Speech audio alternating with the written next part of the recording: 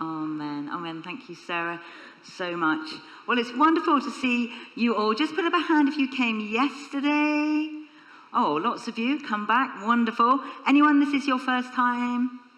A few. Lovely. I'm going to do a very brief recap of what we looked at yesterday, little introduction, and then we're going to be looking at some new things. But first, just to highlight a couple of books. So this book, Left to Their Own Devices, is really what this seminar is based on. I wrote it back in 2017. This is a brand new edition, 4th edition, just came out last month, that has up-to-date stats. It's got a new chapter on AI. And so obviously we're going to cover as much as we can in these 2 sessions. But if you want to just go and grab one from the bookshop, that's got more information in. So that's that one, Left to Their Own Devices. And then one that I wrote that goes with it is called A Mind of Their Own. This is building your child's emotional well-being in a fast-changing world. It's what are the things that we can do upstream that will help build emotional well-being in our children's lives. And in this session today, we're going to be looking at the impact, particularly of social media, on our children's well-being. And there's a whole chapter on that and just lots of other stuff as well. So love to recommend that one. And then just to say, this is a book, my recent one, it's called Born Free, A Call to Be Still, Know God, and Flourish in a Hectic World. If, like me, you have a bit of an A-type personality, if you are trying to navigate faith in the context of work and family life, how is it that we can find that still, small place? How can we live from that place of centeredness on Jesus in all the things, that busyness of life? And this is really my story, some lessons I learned in the pandemic and beyond, and I'm still trying to learn. So recommend that one to you as well. But we're here to talk about parenting in a digital age. And I imagine many here are parents, but there will also be grandparents, there may be carers, foster parents, aunts, uncles, godparents, all kinds of people. And we want to learn how to navigate this digital age with wisdom. So it's interesting, certain dates in history are significant in terms of how we relate together as a society. And one of those dates is 1440. The historians amongst you may know that that was when the printing press was invented. So that changed the way that we could exchange written information. Another key date is 2007. 2007 is when Steve Jobs introduced the iPhone, the smartphone. And suddenly, little computer in our pockets, we can connect with anyone, anywhere. And it opened a wealth of possibility, but many challenges as well. But something else happened in 2007. If you look at the graphs that measure the increase in anxiety and depression amongst a generation of young people, around 2007 are the years that graph goes in an upward tick. Now, I don't think we can put all the blame at the feet of technology, but common sense dictates there has to be a connection. So we're going to look at that in more detail in a little while, because the phone is not a tool anymore with a curly cord on which you make a call. It is a device that is shaping our lives, shaping our discipleship, shaping our families, shaping our children. Now, yesterday we looked at this verse here from 1 Chronicles 12, verse 32. And Ezra is writing, and he is listing the men who were enlisted to fight for King David against Saul. And he talks about the men of Issachar who knew the times and knew what to do. And that's what we looked at yesterday. We don't just need the information. It's really important that we have the information, but that's not enough. We need to know what to do. We need to have practical tools to help us. That's what we're going to be sharing today. But it's hard. There are many advantages to the digital age. I want to say that at the outset. So many ways that it's part of our lives. There's a professor at the London School of Economics called Sonia Livingston, and she writes that life is now digital by default. It is part of our lives. It's how we connect with people. It's how we get information. For our teenagers, it's a great way for them to establish their identity. A lot of advantages for children with additional needs. And if you today have a child and that's a concern in your family, certainly contact us at Care for the Family, because we have wonderful support for parents of children with all kinds of additional need. But the digital age can be a real blessing in many ways for that. And if that's your situation, just to say as well, listen up to what I'm saying. The principles remain, but you might just have to work at applying them a little bit differently. So yesterday, we looked at time on screens, and how we can manage that, and the big forces that are out there. Things like the attention economy, the algorithms, the devices themselves, the way they're designed, the slot machine effect, all these forces that combine with the way that our young people's brains are still developing, the teenage brain, and that is why it's so hard to manage, why it's a perfect storm. But there are some bigger challenges heading down the road, and that's the ones we're going to be looking at today. So let's put our seatbelts on for these, because the first one is contact. Who is it that we are connecting with? Who is it that our children are conversing with and building relationships with online? So Charlie is 15, and he says to you that he's just going out to meet somebody that he's met online. And he's called Harry, and he's also 15. And you know that he might not be called Harry, and he might not be 15. And you're concerned. There's the whole issue of grooming. A recent NSPCC report said that grooming has increased by 82% in the last 5 years. And often it's someone pretending to be somebody else. They find out the interests of the child or the young person. They use that to gain their trust and to befriend them, and then to take advantage of them. So grooming. And then there are the Instagram influencers. Many of our young people connecting with those influencers and looking to them as role models. And again, there are some good role models out there. It's not all bad. But often they are celebrities who are being paid to promote particular products, often products they have never tried or used themselves. The British Association of Dermatologists mounted a bit of a campaign because they found that these influencers were promoting cosmetics and makeup to young children, young girls in particular. And the products were all packaged in bright packaging with animals on, and just to make it attractive to young people. But the products contained acids and retinol, kind of thing, skin my age needs, not little ones, and it was causing their skin a lot of damage. And there's many, many examples of the kind of things that are being promoted online. And we need to be talking to our children about those and making sure that they know that the influencers probably haven't tried those products, and that they are being paid to promote them.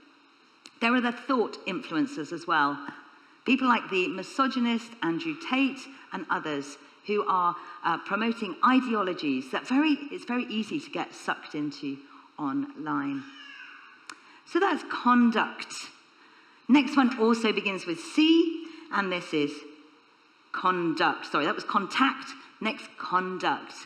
How we behave. How our children are behaving, how others are behaving to them online. Yesterday there was a question about bullying.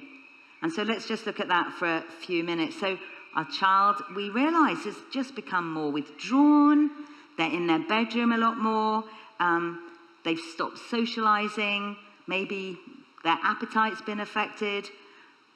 And we wonder, are they being bullied. In my day, generally, the bully stayed in the school playground at the end of the school day. But for our children today, the bully follows them home through the smartphone in their pocket, as they get on the bus, as they eat their evening meal, as they do their homework, and as that phone just pings under the duvet at night. It's 24/7 for them. Very often the bullies are anonymous. So 24% of children report being bullied online, 38% of those with additional needs, and a quarter of those who are bullied go on to self-harm. What can we do? What can we do if we think our child is the subject of online bullying? We can spot the signs. We want to give them support. I know we have 4 adult children, and my daughter says to me that I didn't do well when she was at school and she was getting a bit of bullying, not online, but just in the playground. And I think I just said, just ignore it. And she said afterwards, that was so unhelpful. 0 points for me on parenting for that one. She said it would have been so much better if you'd listened to me, if we talked about it, rather than just dismissing it and saying, you'll be fine. So let's give them the space, listen to their concerns. If they are being bullied, tell them not to reply to the bully. Tell them to block the messages and delete the app, but to continue to be online, because that will be taking away other support and other connections and friendships from them. And then if we are really concerned, and if there's the school will have a bullying policy, we can work with the school as well. And if our child is the bully, that can be a hard one. But again, let's talk about this. Chat to them about the effect of their message. They might just be joining in a WhatsApp chat that suddenly has spiraled out of control. But talk to them about the effect of their behavior, their words on someone else, the reason for it. Don't condone it, but come alongside and give them support as well. So that's bullying.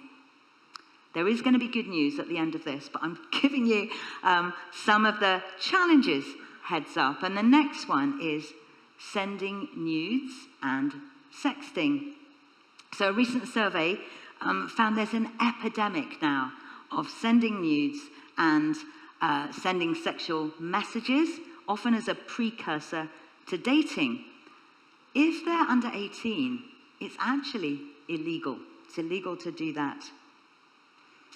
Let me take you to this little scenario, little online scenario. So Alice is at home and she's on her phone and she's scrolling through messages. And Carl is in his home and he's scrolling as well, and he sees Alice is online. He messages her and he says, "Hi Alice, I've seen you on the bus. You're in the year below, aren't you?" "Yes." "Alice, you're very pretty." "Thank you." "Alice, just undo the top 3 buttons on your shirt." And Alice's hand goes to her shirt. She undoes some buttons. She sends a picture over.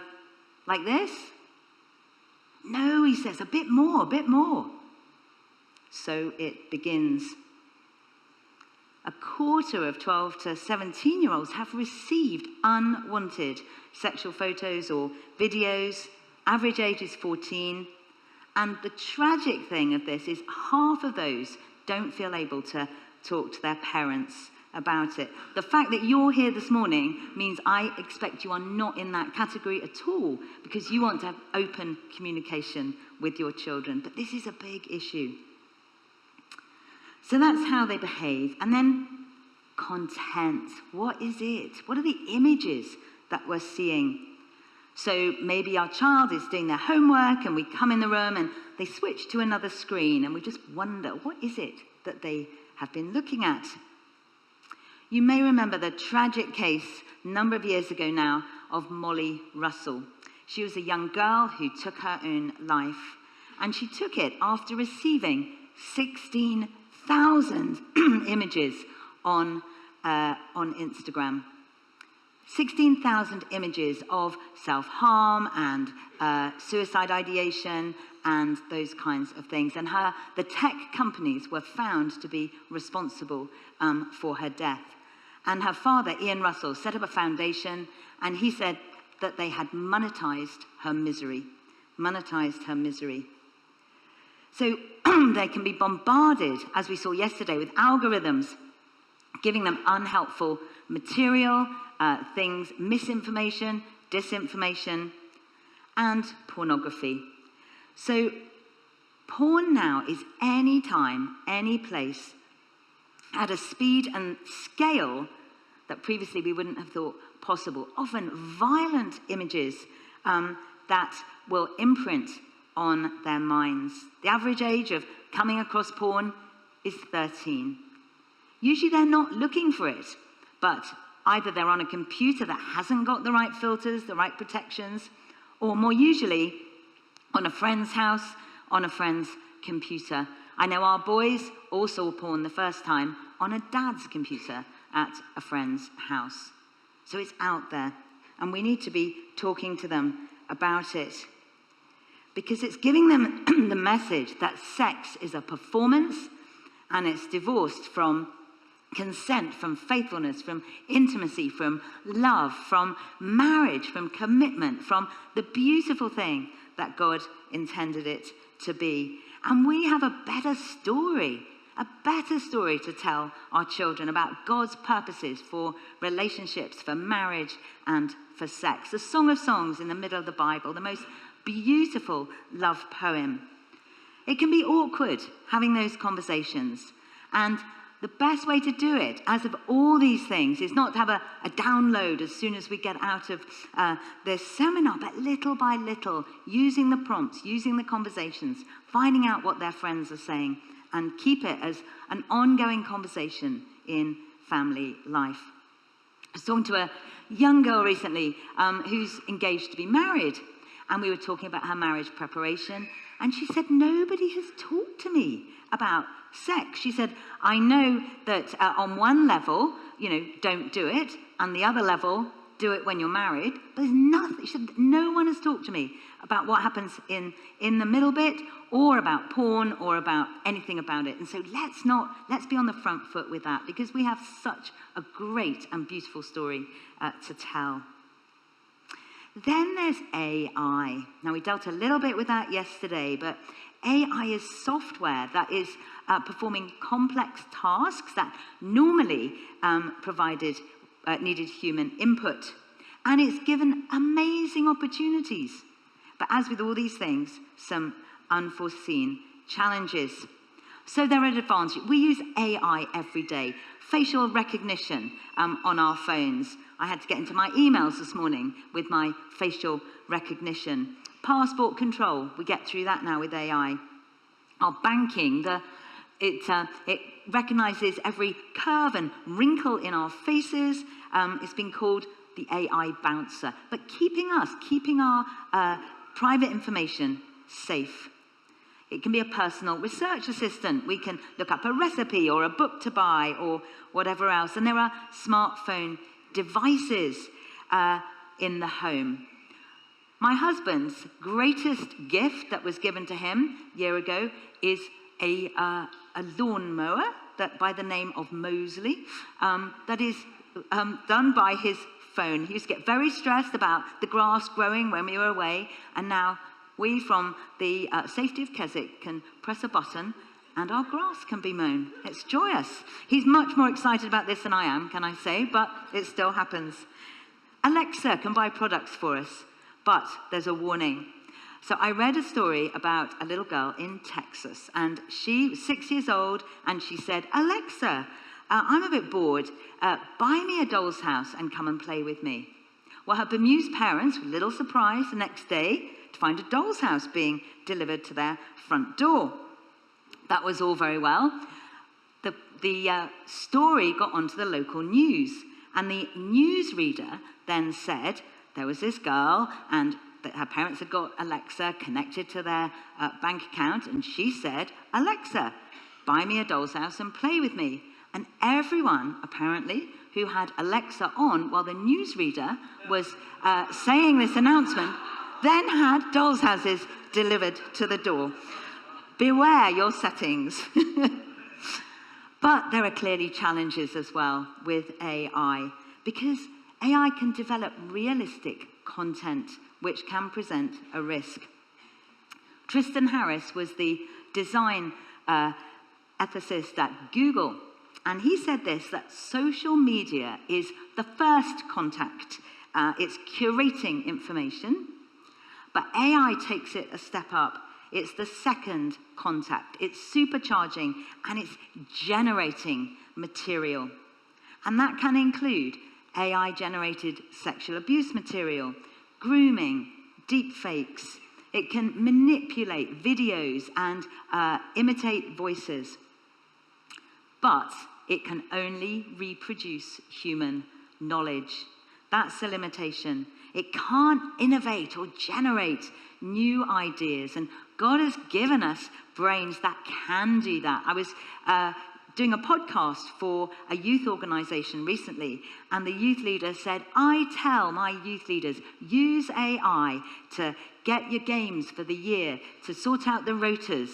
But by and large, don't get AI to write your talks, because AI is not responsive to the nudge of the Holy Spirit. Now, I happen to think God is even bigger than AI, but the point was well made, that it can only generate what's already there. But because of that, we need to help our children develop this important skill of critical thinking. Let's enable them to be curious, to ask questions. So when they have a bit of information, what is the source? Where did it come from? Does it tally with other things they know to be true? Talk to them about the filter bubble, which basically means that the more they follow one point of view, the echo chamber means that they're more likely to see similar viewpoints. Now, I don't know if you remember, but I think it was last year, the TV presenter Kirsty Allsop made the news because she sent her 16-year-old solo on the Eurostar and railing around Europe, going on a train around Europe, age 16. And there was a lot of hoo-ha about, was this a responsible thing to do? Was she a negligent parent? And I started reading about this. And I think I clicked more on the reports that were saying this was a good thing to do. Our children need risk and adventure. And I said to our son, it's really amazing. Most people seem to think that this was a responsible thing to do. He said, Mum, it's because that's what you're looking at. So they're reproducing those reports to you. If you were looking the other direction and thinking she was a negligent mother, that's what you would be hearing. And I thought, of course, of course. So let's initiate those discussions with our children. Check their settings. Check that they've got good privacy settings, good passwords. A sign of friendship with young people is often to share a password. It's not a good idea. I did hear one Christian organization had done a survey, and 80% of the children had got Jesus as their password. There we go. So that's AI. So those three things: contact, conduct, content. Some big challenges. And then the one that kind of runs through all those is social media. So let's have a little look at that and how that links with well-being. So there are positives again to social media. It can provide, useful place to link with like-minded people. Vulnerable children can often find others with similar interests online. There are some really healthy forums and other places they can go. But there are many negatives. Ofcom recently reported, it said that social media is becoming less and less social, and I would agree. I mentioned that date, 2007, when the smartphone arrived, changing the graphs, or being linked with the change in the graphs of anxiety and depression amongst young people. Two other significant things impacted that. 2010, Instagram, and the front-facing camera. And this is particularly an issue for girls, but boys as well. Other issues, boys tend to be more gaming and gambling, but it is across the board. And it's interesting that often young people's mental well-being just hits the deck after they go to secondary school, which is very often when they change from if they have a phone before then, they're looking at pictures of cats and fun little games, and then it becomes these image-conscious platforms. Now, there's a debate about correlation or causation. Is the phone a direct, is the mental well-being of our children directly attributable to phones?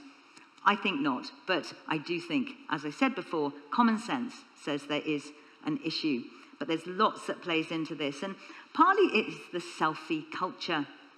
Selfie culture is encouraging our young people to create a very polished, shiny image of themselves online. They have an online identity that often bears no relation to real life, and they know that. And then even if they get lots of likes on their online identity, they know they can't live up to it. And so that fuels anxiety. The teenage years are often a time when peer approval is so important. It's been said peer approval is the oxygen of adolescence. And it's the first generation to have a number allocated to their worth, the number of likes they have on social media. But yet again, we have a better story to tell them. We can tell them they don't have to create an online identity that they have to live up to, because they are loved and they are known for who they are by us and by their Heavenly Father. But this pressure is impacting their mental well-being. And many young people are suffering anxiety and depression. I used to hate it when our children got stuck into those downward spirals of negativity, when they were catastrophizing, seeing the worst. And maybe you see that in some of your children. But it doesn't have to be like that. Because the way that God has created our brains, something called the plasticity of the brain, which means that it can change. And we've put this little video together. Have a look at this. This is how the brain works. Our brains are incredible. We can remember things we've previously learned, and we can learn new skills. But did you know we can also change ingrained habits and behaviours? Imagine you've been regularly walking down a familiar pathway in a forest, but now you want to change direction, so you try to form a new pathway. Everywhere you turn, there are branches and weeds blocking your way and brambles tugging at your clothing. Getting through that forest is hard work, but you make it. You leave behind a few flattened weeds and some trampled bushes. The next day you walk along that new path again, only this time it's slightly easier to cross, because you began to forge that pathway yesterday. Day after day you continue to cross that same forest until eventually there is a clear route through. The branches and weeds are truly trampled and the brambles are cut back, and the way is clear. Now walking through this forest becomes simple, painless, and perhaps even enjoyable. And if you ever had to go that way again, you'd automatically choose the new pathway you've created. It's now the best route to take. And now, the old pathway has become overgrown. In the same way, our brains look for paths to follow. When we come to a scenario we've previously encountered, our brain looks for the easiest pathway, a route we've previously taken before.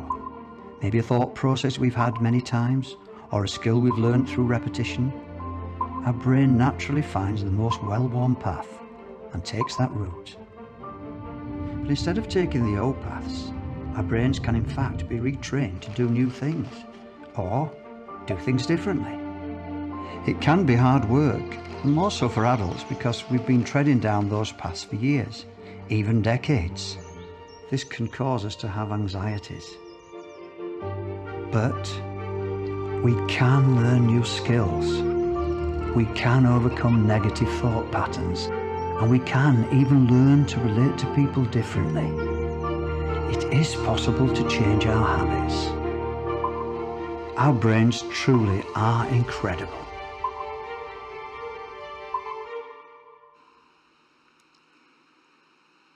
Our brains are amazing.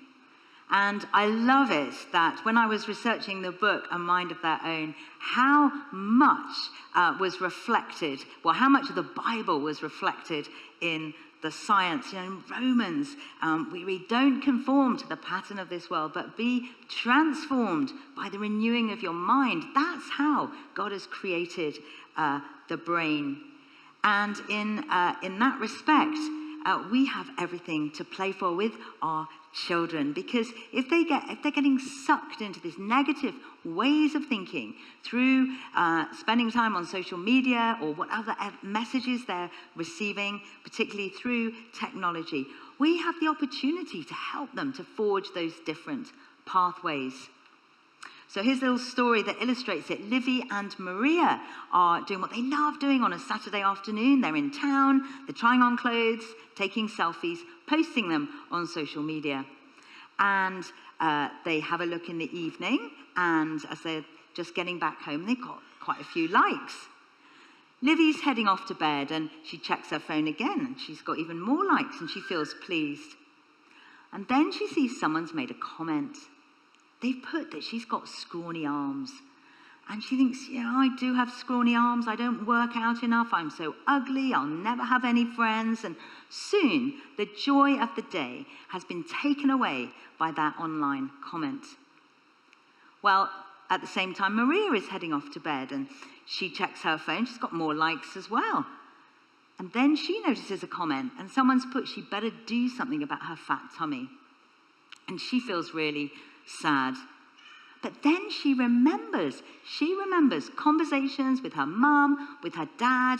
She remembers when she didn't do so well in the exam and her dad enabled her to think differently. She remembered how the youth leader had helped her to rise above a comment that was made on the bus on the way home last week. And she thinks, no, I am not going to just be defined by that unkind comment. I love my top, it suits me, it's a great colour, it was a bargain, and I don't have to be defined by other people's opinions of myself. No. And she's able to begin, it doesn't happen overnight, but able to begin to think differently, and we can help our children do that. We looked yesterday at Philippians 4, whatever is true, whatever is lovely, whatever is honourable, can help them think about such things. So what can we do? Here are a few things we can do to help manage all this challenge. And the first one is just a really practical little thing that we can do in terms of helping our children with their thinking. It's called blue to true thinking. And all we do is this. If we catch them catastrophizing or going down in a negative spiral, we get them to either pop it on their phone or write it down in a notebook, that negative thought. Then we challenge it. We say, no, that is not the truth. Here is the truth, and we get them to write that down or pop it on their phone. And then, when those negative thoughts return, we have the truth to come back to. They have it to come back to. It's how you catch, challenge, and then change negative thought patterns. We can get them to unfollow people who are provoking anxiety and comparison, and follow good, wholesome content that brings life. One family we know, they've got a jar, and they call it the Turn Off Tune-In Jam Jar, and they've just got the kids to put in lots of ideas of things they can do, put the phones away, fun things they can do together as a family, and every now and then they pull one out and they do it. Keep the devices out of sight. It's so easy if they're just on the table, just to pick it up in a moment of boredom. But boredom can be an amazing place for creativity and new thinking and fun and adventure. So if we keep the devices out of sight when we're not using them, then that can really help, not just grab them by default. Encourage walks, encourage board games, encourage fun activities that are not anything to do with technology. We looked yesterday at ways we can use technology, but let's have tech-free time as well. Jonathan Haidt, in his book, The Anxious Generation, he says we have underprotected our children online and overprotected them in the real world. And I think that is right. We have a little bunch of grandchildren, but 4 live on an organic farm in Somerset, and they are fairly, well, I think they have quite a lot of risk just by living in that situation. But last Christmas, we had all the family there, and we got some little girl grandchildren who were being given, you know, fairy wings and a whole Disney pink, fluffy, glittery thing going on there. And to my amazement, 5-year-old Ezra, who lives on the farm, opens a toolbox, but a genuine toolbox, not a kid's one. There was a saw, and there was a hammer, and there was, I think, what are they thinking? But you know, they are thinking well. They're teaching him to use it well. Of course it's risky. Of course he can hurt himself. But actually he's learning. He's learning to manage that risk, even at 5. Maybe you could think of one thing your child could do that they've never done before. Maybe you could just drive to the shop, wait outside, give them the money, send them in, bring them out, and they can do that by themselves. Maybe they could do a whole errand, just gradually extending those boundaries, giving them more responsibility, helping them take those risks while we're there, and not when it's too late and we're not there. Well, it's never too late, but not when we're not there to pick up the pieces. Helping them you know your child, you know the risks that they can manage, but always thinking ahead, because sometimes playing safe is dangerous. And then other things that we can do. So we can put in safety nets. This is really important. When our children are little, we put the bleach up high. We put the sharp knives out of reach. We can put safety nets in place by using technology, using the PEGI, the PEGI, the ratings. We can put filters in place to limit time, to limit content. And if you don't know how to do that, in the back of Left Their Own Devices, there's a glossary. There's just lots of help available from providers on how to put those things in place. Ask other parents what things they found that work. The good news is the government are onto this, and just this last week, the Online Safety Act brought in much stricter age verification and content filters. And that is good. But you know, most savvy teenagers will be able to get around some of those things. So the home is where it matters. And one of the things, my top tip, would be to create what we call a family media agreement. You don't need to grab it now, but in your bag, you will have had a little leaflet, and this is what we've put together to describe how you can put this little pro forma, how to create a family media agreement for your family. And all this means is that you get together with your family, doesn't matter what size or shape, parenting alone, parenting together, teenagers, little ones, everybody. You get some snacks, you get some drinks, make it a really fun thing to do, and you talk together about what your boundaries are for use of technology in the home. And even the most uncommunicative teenager will take part if they think they're going to be listened to, if they have skin in the game. And the deal is everybody signs up to this, even the parents. It needs to be age appropriate, so what's appropriate for a 6-year-old will be different than a 16-year-old. We're thinking about what we can do, not just a list of don'ts, and what the consequences are if someone sneaks across the line. But the world's your oyster. You could talk about where and when you use technology. Do you allow it in the bedroom? Do you allow it at the meal table? One thing, if at all possible, I would say, get the phones out of the bedroom at night. If you have a 16-year-old and they already sleep with their phone by their bed, it's probably too hard to unwind that, and it's not about going on a guilt trip. But if they're younger, don't have those phones there. They don't need them whirring around their heads all night. And then you could talk about when they get their first smartphone in terms of what do they need it for? We talked yesterday about the smartphone-free childhood and a movement to delay the smartphone. Do they need a phone so they can let you know they're on the bus on the way home from school? If so, they probably don't need a mini computer in their pocket. They need a phone. And if you look on the Smartphone Free Child website, there's a lot of information about cool-looking phones that are phones wise phones, dumb phones, flip phones. They do the job of being able to make calls, but they don't have access to the internet. So have a decision in your family, according to your values, when do you get the smartphone? This isn't about making their world smaller, but this is about putting good, secure boundaries in place. If you think that's how God parents us, he doesn't take away our choices. He doesn't limit our freedom. He wants to give us wisdom to make good choices in a world where any choice is possible. So this isn't about a straitjacket, it's a seatbelt to keep everybody safe. But even then, your phone can be a digital Fort Knox. But even then, there will be times when they're in a different public place, that have friends with phones that don't have the same protections on that you have. They'll be on public Wi-Fi. What then? Our job as parents isn't to raise children, and it's not even to raise teenagers.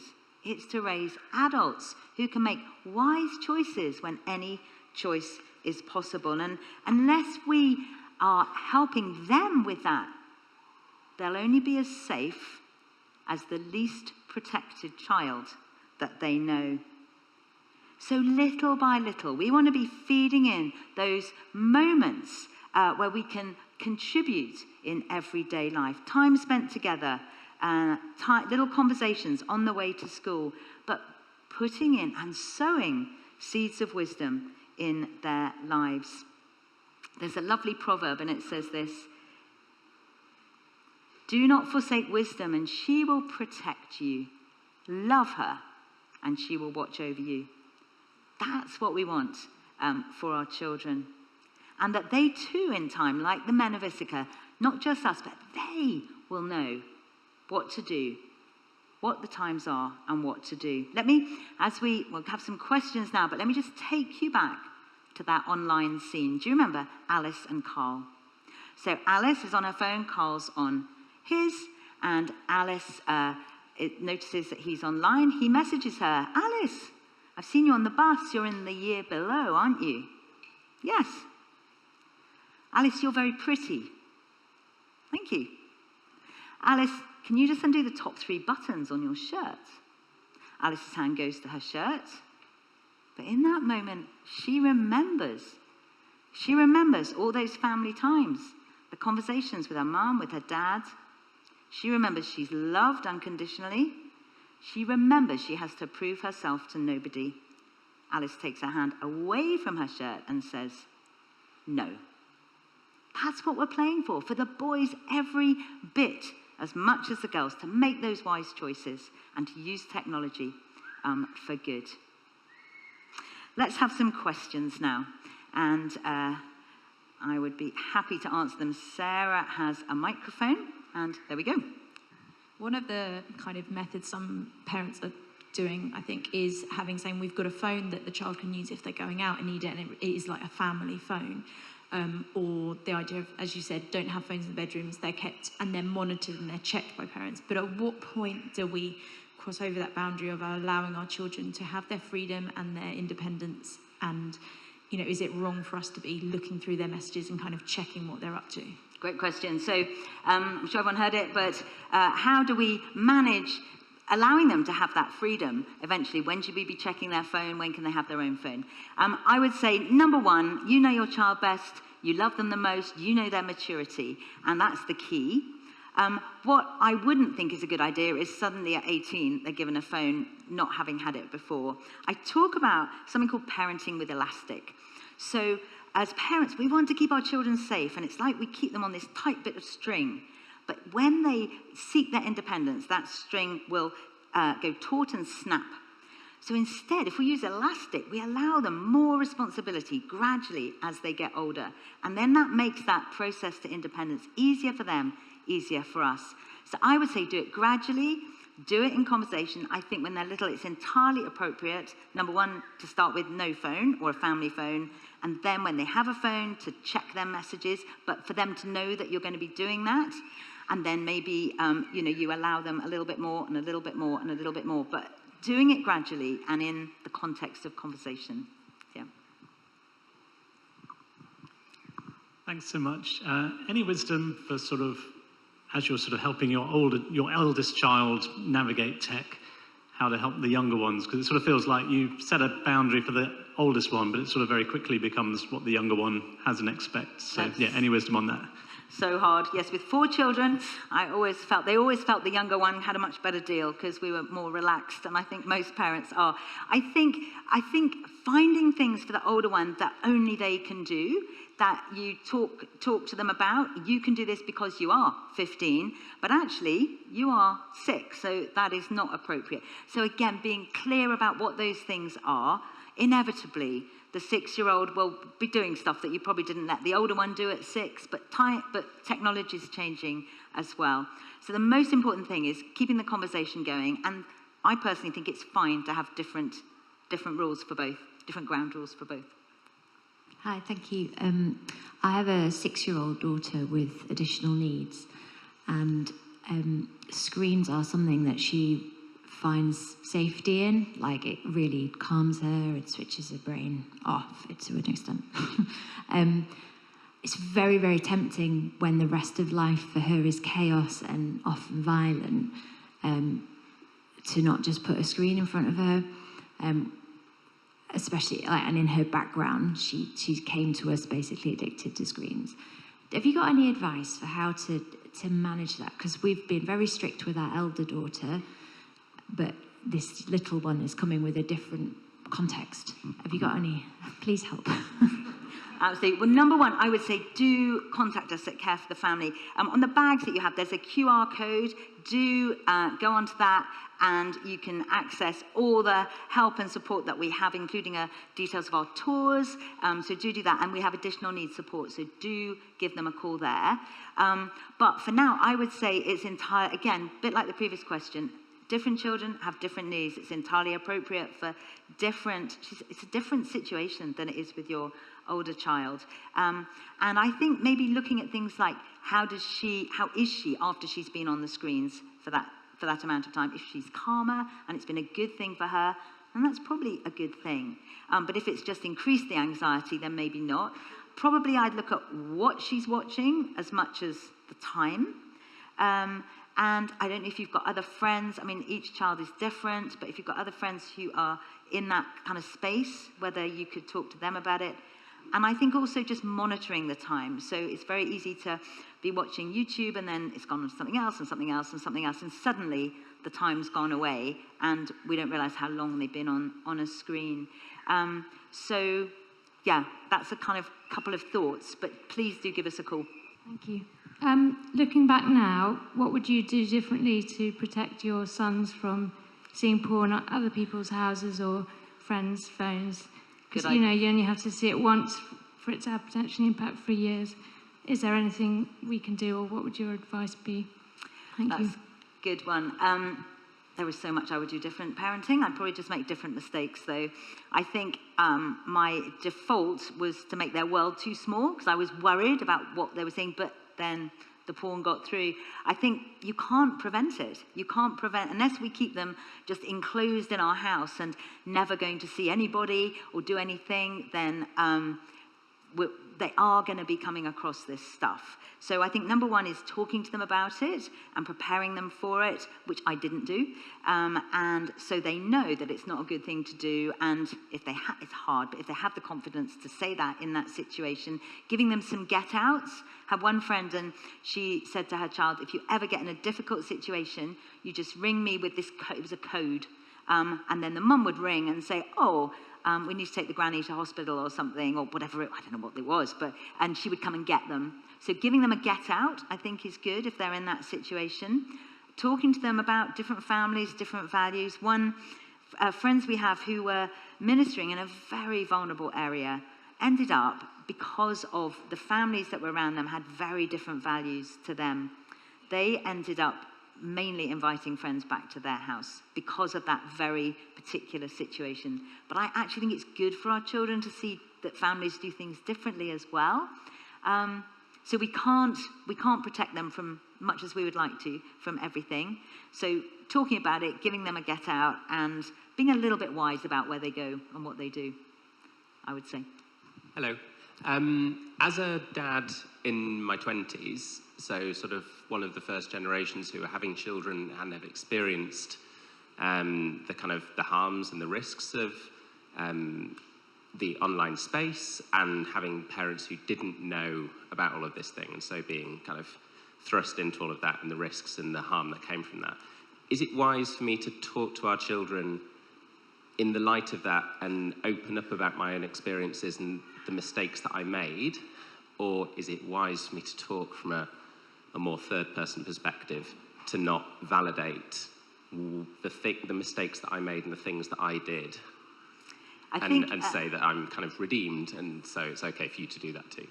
Are you concerned about putting your parents in a bad light? Or? No, I'm concerned that my children will kind of, if I open up about the mistakes that I made, they will think it's okay for them to make those same mistakes. Yeah. No, well, I think it depends on your relationship with your child, but I would think actually it's fine to say them because it's honest. I don't think we want to talk about all our failures all the time, but there's something very powerful in finding that our parents actually do have feet of clay. But I think if you were able to talk about whatever the mistakes were and the regret, the consequence, whatever it was, why it wasn't a good thing, I think that generally, depending on your child best and what they can manage and how old they are, but I would say that's a good thing.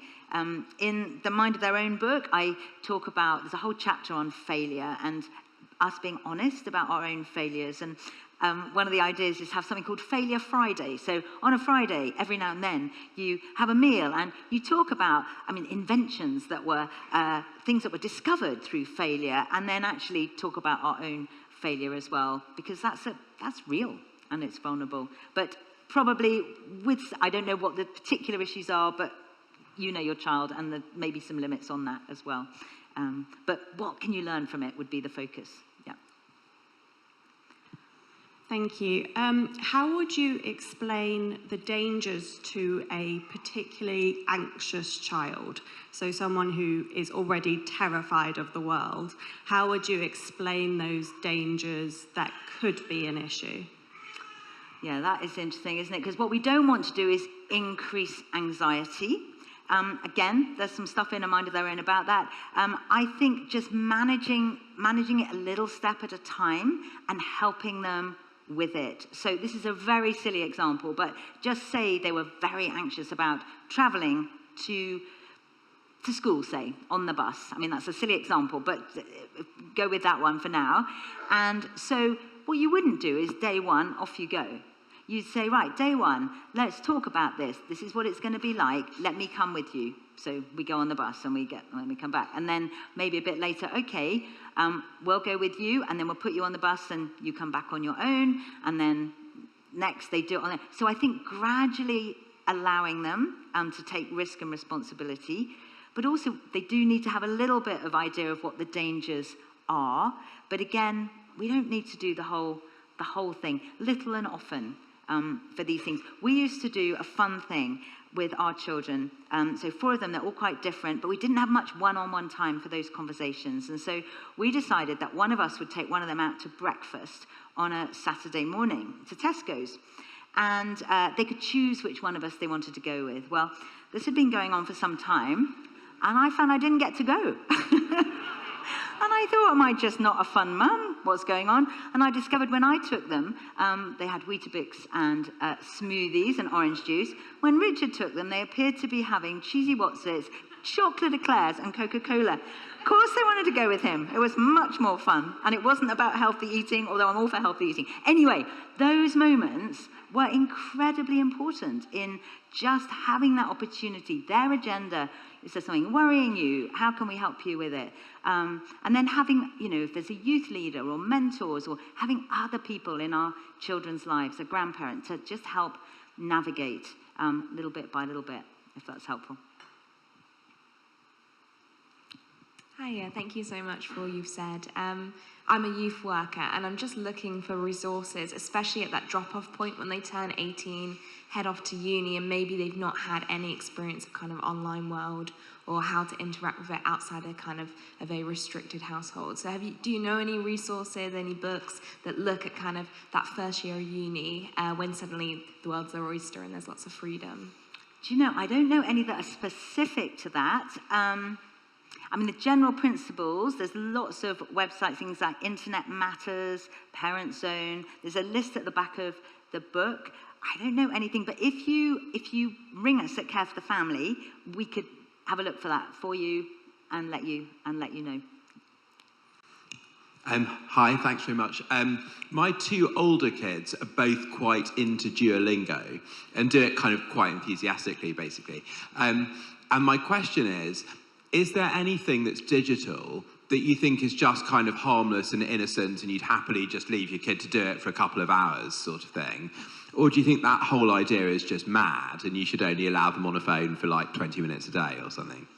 No, I would say it's much more about what they're doing than the length of time they're doing it for, 100%. Duolingo is a great idea. And there's lots of fun things that you can do together as a family as well. I'm trying to think the name. Big Potato, is it? I'm trying to remember. But the games you can do, online games as well. We've got friends that do that as a sort of family night.